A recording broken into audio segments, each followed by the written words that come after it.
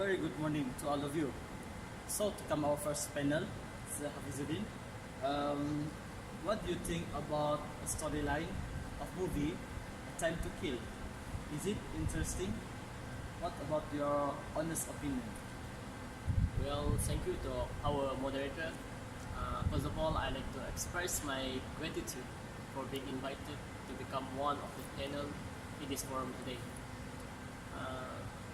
Like the moderator asked me just now, what is my honest opinions about the storyline of this movie? So actually this movie, A Time to Kill, actually is an adaptation from the first novel by John Grisham. Like we all know, the story began with a brutal rape of a 10 years old black girl by two white men when she was on her way home from buying groceries. As a movie, A Time to Kill worked effectively when Samuel L. Jackson, as Carney Hailey, the father of the black girl, killed the two white men with his own hands.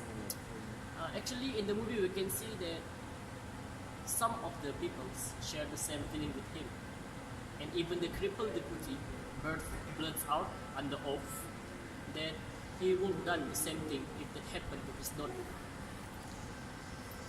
But can Carly, a black man, get a fair trial in a town that majority of the citizens are whites? Actually, the main point that the director and the scriptwriter want to point out in these scenes is the racism that happened in the Europe during 80s and 90s centuries. I think around 80s and 90s. So I think that is the main point that the director and the scriptwriter want to point out during this scene.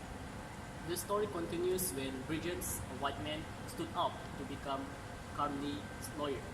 During the preparation for the trial, Bridges faced many situations that endangered his family and his life, such as that he's got anonymous calls and his house even burned down by the opposite party.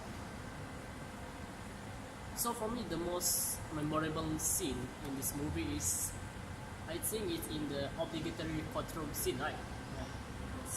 That's when the Bridges' submission is very well delivered, and his tactics is on point. He described the sadistic act that happened to the young girl, and then he asked the jury to close their eyes and ask them, imagine if she is one of your own. Actually, the thing that the tactic that Bridges do just now is actually to wake the jury up, so they will make their verdict by their sense, not by their skin color.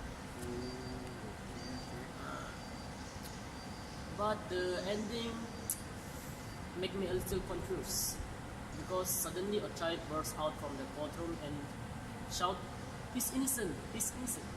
Actually, I'm a little disagree when Carly left the courtroom without facing any punishment, because during the trial he actually admitted that he actually killed the two white men with his own hands. So I think that he should face some punishment, not a big one, but maybe a small one, because actually it's a serious crime where you kill two men. So overall, I think the storyline is very interesting. That it actually make me hook up to the movie. So I totally recommend it to the audience. Thank you. Okay, so that's a quite long explanation from our first panel. So that's all for today. Thank you.